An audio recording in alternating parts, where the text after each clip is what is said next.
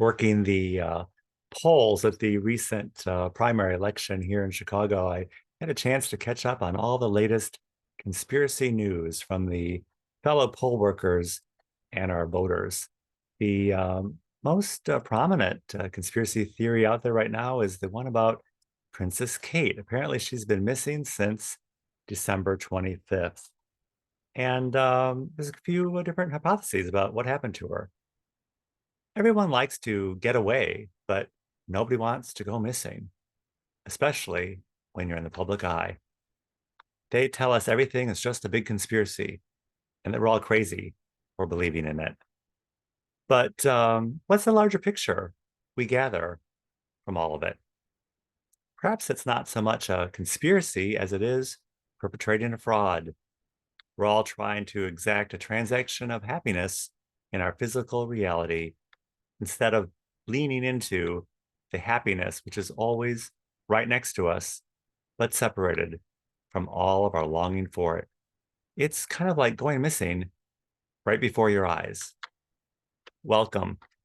Welcome to Illinois Bridging Awareness. I'm Stanley Smith. At Illinois Bridging Awareness, we're trying really, really hard to figure it all out. And we're always happy to hear people's hypotheses, even at the polls. Three scenarios were shared about what happened to Princess Kate. First, that Kate was murdered and actually has been dead for quite some time. Second, that she's in the witness protection program because she's a witness to Prince William's abusive behavior against her. And last, that she had a complete mental breakdown. At Illinois Bridging Awareness, we're trying really, really hard to figure it all out. Not so much about Kate, but about this and everything else. In the process, we've really leaned into the idea that often it's the story of the story that's important. Our lives is a story of a story. On last week's call, Anya Gramone shared that she was excited to enjoy her new life in Brazil, just to be sick for the first 2 weeks of her new life there. She found herself thinking, as soon as I recover, I can start enjoying my life. But since everything was new to her, she really couldn't say for sure what enjoying her new life was going to be like.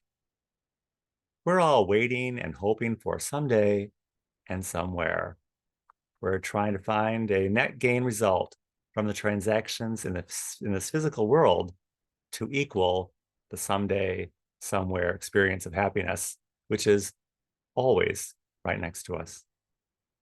We all have a gift to share, but we're often subverted by a world that functions best by making most things into a transaction. Carol Kerr called that the matrix of efficiency. We're all trained to get our homework in on time and show up for work promptly. These are good values, but they don't always add up to being happy. But somehow we act like they do. We've conflated it with our expectation of being happy and finding happiness. Conspiracy tells us there's more to reality than our reality. It's pointing to God's reality, which is always right next door to our reality. We don't need to prove conspiracy right or wrong. We just need to see that it's pointing to something beyond our right and wrong, good and evil reality. The reality behind Princess Kate's disappearance points to the ultimate reality reality that we live with, but don't always want to see, the reality of our mortality and the mortality of others.